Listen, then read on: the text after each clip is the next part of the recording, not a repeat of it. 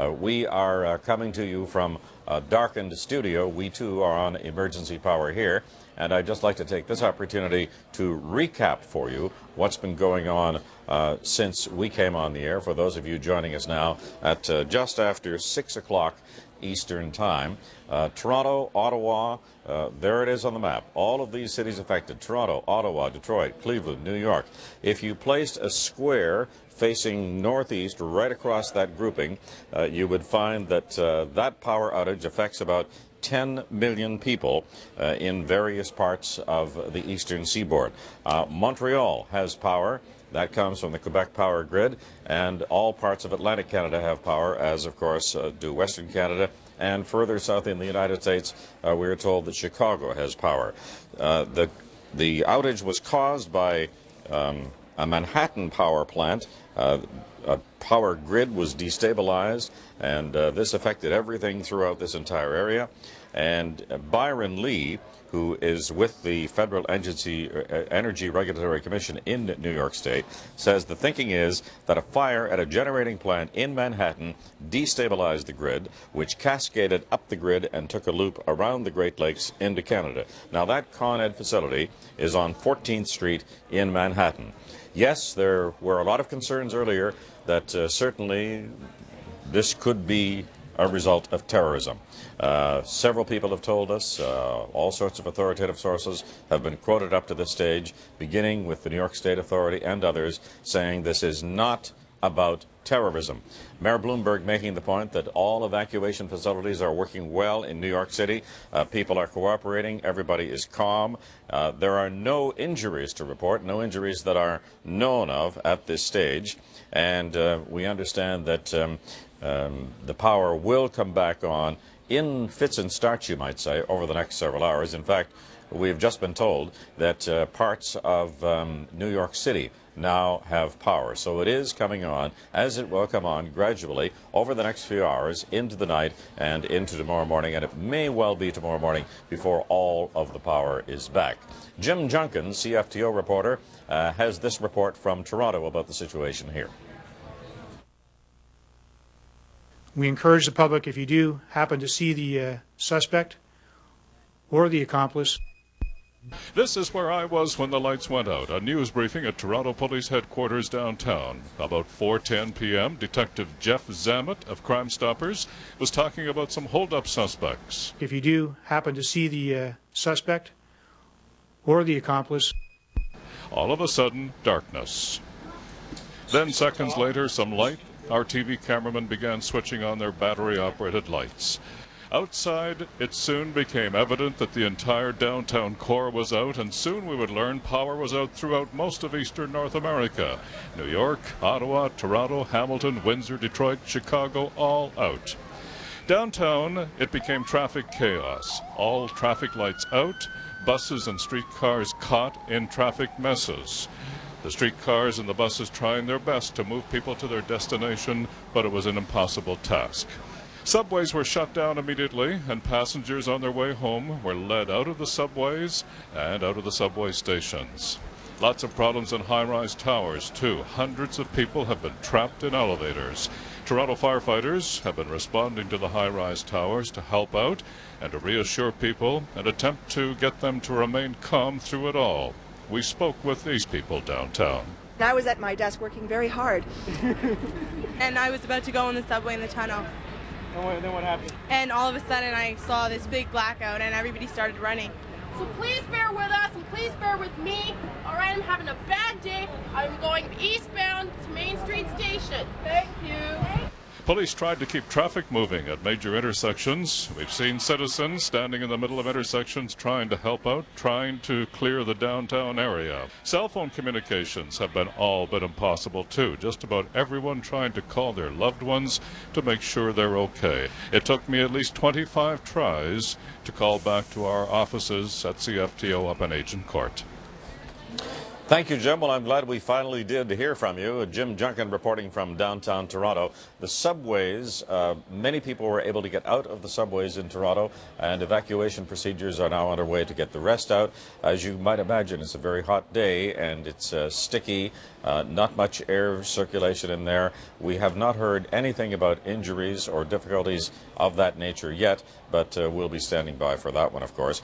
As to the Toronto International Airport, we understand that at Pearson at this hour flights are landing, no flights are taking off. They're operating on emergency backup power at airport control. There is also emergency power for the lighting in the airport itself, not as bright as they might like it to be, but nevertheless people there are also calm. Many relieved to hear that this is not about terrorism. This is in fact a major power blackout of a kind that old-timers would recall happened in 1965 in this area throughout the Eastern Seaboard, when a power facility of a major nature, like the Con Ed facility in New York, goes down. It has a domino effect because, as one of our guests was explaining to us, it's all about balance in the power system, and once a major facility goes down, it can cause trouble everywhere else. That's the technical explanation, but you might imagine that at Queen's Park, the politicians who are revving up for an election call have some views on this, because this could become an election issue for Mr. Ernie Eves, the Premier of Ontario. Paul Bliss is at Queen's Park. What's the buzz, as we say down there at this hour, Paul? Well, your instincts are right, Lloyd. This is going to be an incredible election issue. I'm standing in front of the Ontario Legislature, which was evacuated approximately 2 hours ago. Behind me, gridlock. Now, normally in rush hour, Toronto at this time of day is very congested in the downtown core, but a traveling distance, a trip that would normally take you about 10 minutes is now taking about 1 hour. Now, Toronto officials say 911 is being overloaded by people who are making phone calls, so they've asked us to convey a message to people that unless it's an absolute emergency, a matter of life and death, please don't phone 911. Here's what we know so far. There is absolutely no electricity coming into the Toronto area whatsoever. The problem is not with the generating stations. The problem is with the transmission lines. When whatever the catastrophic failure was that happened, it opened the circuit breakers. Now, one of the problems with the system that we have developed is that we are interconnected with our surrounding provinces and states. So not only can we receive power from them, we can send them power. That allows for the open flow of electricity and helps keep the prices down. But there is a price we pay, and that is vulnerability. So as we saw today, when there is a problem somewhere else, there's a cascading effect. Toronto Hydro is calling it a catastrophic failure. Indeed, that's what it is, and the city is trying to recover right now. Now, I've spoken to the managers at the 3 major nuclear stations in southern Ontario. That would be Darlington, Pickering on Lake Ontario near Toronto, and the Bruce nuclear plant. And all of them tell me that the nuclear stations are in what's called safety mode right now. Compare that to a car. They're in an idle situation. They have staff on hand. They also have independent power supplies, so they're telling residents they don't need to be concerned about the cores overheating, that everything is under control. The City of Toronto is now operating emergency services from its emergency bunker at an intersection just north of here at Don Mills and Leslie. They call it the emergency bunker. The city actually has an emergency plan that it implemented this afternoon when the power went out. It's an integrated plan where police, fire, ambulance officials work with senior politicians and the police chief to try and make sure that everything flows as smoothly as possible. There are literally 1 million people who are trying to get out of the downtown core. Certainly not the situation in Manhattan, but comparable and just as problematic for anybody in Toronto now who is trying to get out by car. Gridlock situation. Many people are just walking. Some are asking what happens when the power returns. Well, Toronto Hydro tells me it's going to be a slow process. It's going to be incremental, done in stages. They're asking everyone to turn off air conditioner and power at home. The power's not going to come back right away. They're going to implement it in stages, and they're waiting for the signal from the people who operate the transmission lines so that they can open the flow of electricity back into the city. So a state of chaos down here. I'm told by Andrea Case, who is a reporter with us at CFTO, that some people aren't showing the best manners. We have many emergency vehicles with their sirens and lights flashing heading through the downtown core, and some motorists are taking the opportunity to slide into the clear lane behind them to get somewhere faster. But for the most part, people are certainly conducting themselves in a calm old-fashioned manner. Lloyd, back to you. Yes, and you want to be able to say to some of those hotheads, Paul, for goodness sakes, chill out. You're in the middle of an emergency situation. There's nothing you or anybody else can do about this. So kick back and relax a little bit. Talk to your neighbor. It's a chance to get to know people again if you're out there on the roads. Paul, one more question for you. You perhaps have more access to this than we do here, and that is the subways, the trolley, the buses, the streetcars aren't operating, I gather. Yeah, you're right, Lloyd. Everything is frozen. And that, I think, into the evening is going to be a problem. We had 30 degrees and humid temperatures here today in Toronto. And Toronto Hydro tells me that they have two levels of concern. Level one is all the people who are immediately caught in a dangerous situation. There are people throughout the city who are caught in elevators. People are trapped in the subway system. The streetcars have come to a standstill. The Ontario legislature is right at the top of what's called Hospital Row. Fortunately for the hospitals, they have independent electricity systems, but many buildings don't. Many buildings that are filled with seniors and people with disabilities. And I think while we heard from the officials in New York putting a positive spin on it, so far there haven't been any injuries. I think the emergency officials in the city of Toronto and elsewhere are very aware of the potential for problems as we head into the night, into this heat, for people who are reliant on electricity to operate medical equipment at home, and something as simple as other people who can't even get gas and put it into their cars. Yes, Paul, and Mayor Bloomberg from New York City was reminding people a little while ago, for goodness sakes, turn off your air conditioners and open your windows, because that's key to the power coming back on. If there is too much of a surge when they attempt to bring the power back, of course, it won't come as early as it should. So turn off the air conditioners, turn out the lights, open the windows, relax if you can. And we know it's very, very difficult in this hot weather, but do the best you can. Paul, thanks very much.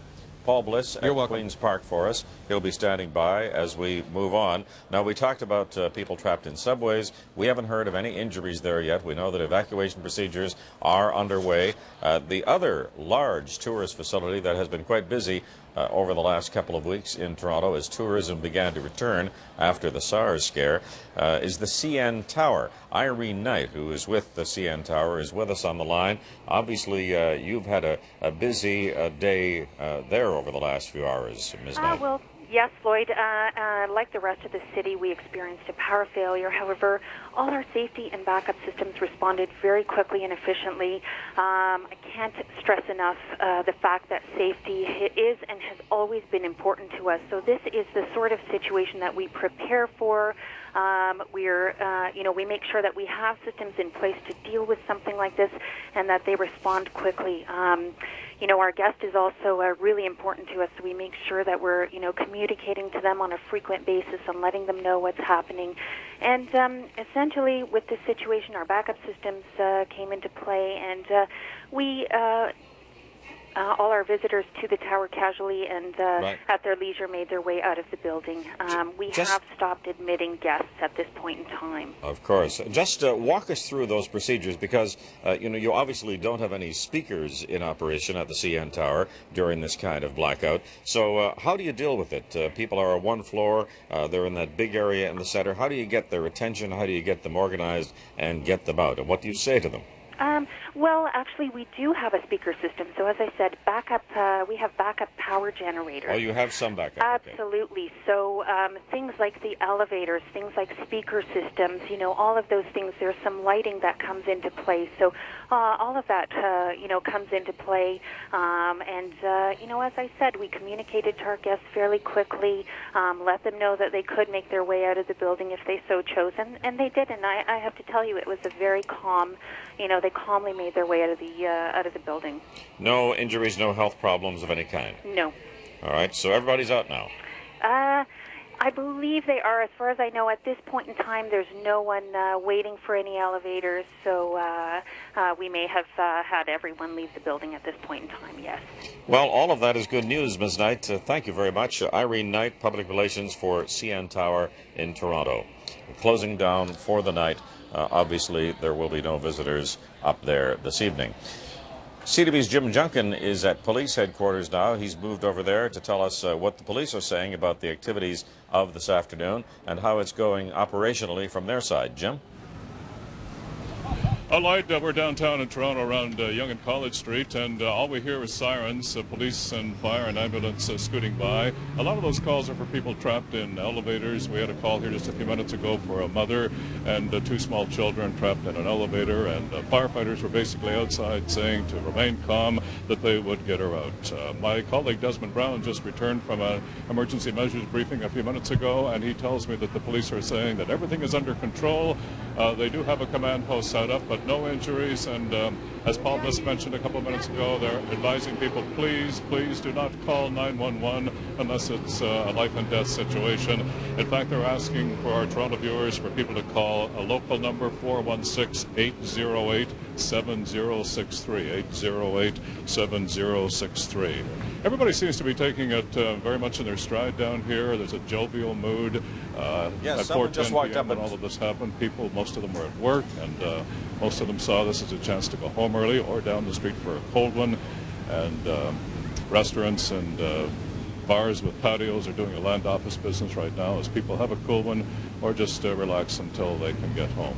And yes, well, it's good to see a jovial mood coming on stream down there, Jim, because someone just popped up and tweaked you on the back of the neck there. As many of us do, and it caused us to reflect back to what we were doing that night. Well, I was driving my children around in a car because it was such an eerie yet amazing feeling, certainly a once-in-a-lifetime night. Anyway, all's well in downtown Toronto. A lot of people walking home right now, so Lloyd, back to you. Thank you. Thank you very much, Jim. Jim Junkin downtown. And Jim, in your report a little earlier, you used the catchphrase that will be the phrase for this particular day. Apparently, I can't be heard. There's something wrong with... Jim can't hear you. I beg your pardon? I'm hearing 4 or 5 voices at once here. Let's hear one person. Oh, okay. All right. I'm sorry. I was told that I couldn't be heard, but I understand that I can be heard. But you can imagine if it's chaos out on the streets of Toronto, but a happy mood at this particular time. In television, it's a little difficult this afternoon, too, because we are operating, as you might be able to gather from what you see around me here, on emergency power in our system, too. Now, Mr. Drinkwalder, David Drinkwalder, who is the former chief economist with Ontario Hydro, is on the line from London, Ontario. London also without power at this hour. And Mr. Drinkwalder was talking to us earlier about just how long it may take to bring everything back on stream. We have a little bit of good news, Mr. Drinkwalder. I know that we're not going to be able to see you, but we can hear you because the good old telephone comes in handy at times like this. We understand that parts of New York City are coming back on stream. The mayor of New York says, quote, with a lot of luck, maybe the power will be back before dark. That has to be encouraging. So what's your, if I could put it this way again, best guess as to how this may correct itself over time? Mr. Drinkwalder, are you there? Ah, well, all right, there you are. David Drinkwalder, who was with us from London, Ontario, is taking a bit of a break, obviously, and we will try to get him again. But that is a point of speculation at this stage. How soon will the power be back on? To quote Michael Bloomberg, he says, the mayor of New York, he says, power is starting to come back from the north and the west. It is a very complex and time-consuming process that has to be choreographed, as he put it, to bring it back up, and should come back, quote, over the next few hours, but in a sporadic manner. And with a lot of luck, power may be back on before dark. Ann Crichton, who is a spokesperson with Hydro One, is on the line with me now. Nice to talk to you, Ms. Crichton. Thank you for taking time out of what I'm sure is a very busy time for you. It certainly is. Now, bring us up to date on the latest that's happening here. How soon might we expect power to come back on, and how many people are being affected? Well, it's almost the entire province of Ontario that's affected. If you're lucky enough to live in Thunder Bay or in the northwest part of the province, you haven't had an outage, but the rest of the province is out.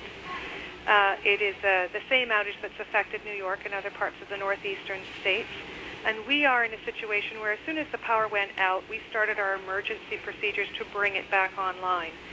That's a step-by-step process that we follow, as well as the generating stations in the province follow. And we will slowly start to bring that system back up.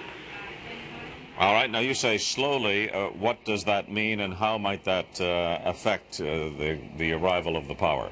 Well, our first priority, of course, is getting those generating stations back online so we have power to distribute. We run the transmission system, but obviously we need electricity to be generated to put through that system. So we are following our process here. The generating stations are following their processes, and we will start to re-energize the system slowly to get the entire province back up, but people shouldn't expect to see power for a few hours yet. All right, that's within the general public. What can you tell us about the situation at the hospitals, other emergency areas throughout the affected region? Well, many of the emergency centers do have backup generators that they rely on for situations like this. Hospitals in particular would be in that situation. We have generators ourselves to run our systems when the whole system goes down. And what about the cause of this? We understand that it was a result of a fire at the big Con Ed facility on 14th Street in Manhattan. So can you explain to us, we may have gone through this in some measure before, but for those tuning in, we should go through it again, just how something like this can happen. Is it a sort of domino effect? It goes down at a big facility on a hot day like this, and that affects everything else? That's right. If the facility is large enough, it can take down the whole system. And that part of the system is wherever the incident was, and we haven't had that absolutely confirmed. We've heard the same reports you have heard, but we haven't had that confirmed absolutely. What will happen, though, is wherever the problem is will be isolated, and the rest of the system, as I said, will be brought back up slowly. All right. Now, what do we know about subways in terms of evacuation procedures? We haven't heard much about that yet. I can't speak to the subway's evacuation procedures. All right. What more can you tell us about what may be going on in areas outside of Toronto, that is London, Ottawa, etc., where there is also no power, I gather? Just give us an indication again of just how far this is spread in Ontario. We understand that there's really just one pocket that was unaffected, and that starts at a town called Marathon. There's a mine there, and there's a line that stretches across from there to Thunder Bay and connects through to Manitoba. Manitoba is unaffected, as is that little piece of Ontario from Marathon west to Thunder Bay. So they still have power. The rest of the province, so from Windsor, north, Sudbury, Sault Ste. Marie, down to Cornwall, is all out still at this point. In what specific way did that facility in Manhattan cause this problem? And I'm asking this because we heard earlier about the Niagara Mohawk facility having an outage and being affected by this as well. Do you know anything about that on a technical level? I can't speak because we still don't have any information absolutely confirming the trigger and what the event was. But what happens theoretically is that it could be a major generator, for example, that takes the system out. The system has a number. This is the transmission system I'm talking about now, the high voltage system that carries power around the region. It has fail-safe mechanisms that automatically take the system out whenever there's a major event on the system. I'm talking about an event of some significant proportion here.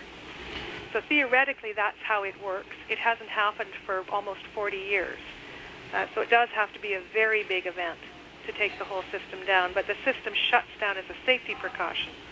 The concerns today, of course, first of all, were about terrorism. That was ruled out very early, thankfully. Then came the business of the temperature, the heat, and use of air conditioners. How much impact does that have on a power system? Well, generally the power system runs much harder when there's a warm spell, a heat wave. That can cause the system to overheat sometimes, but that's all theoretical. We have no indication at this point that that's what caused the system to come down.